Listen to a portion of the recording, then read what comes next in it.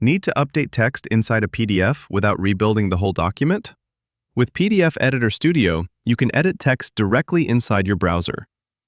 Start by opening PDF Editor Studio, then drag and drop your PDF into the editor, or choose a file from your computer.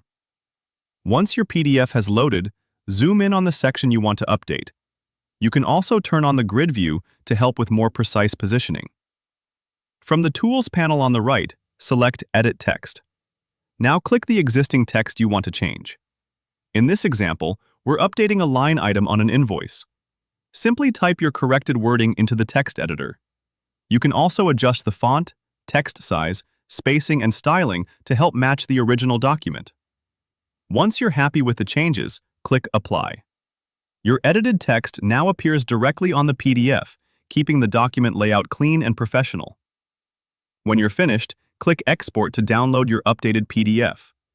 Your edited document is now ready to open, save, or share. Edit PDF text quickly and easily with PDF Editor Studio. Click the link in the description to download PDF Editor Studio from the Chrome Web Store and subscribe for more quick PDF tips.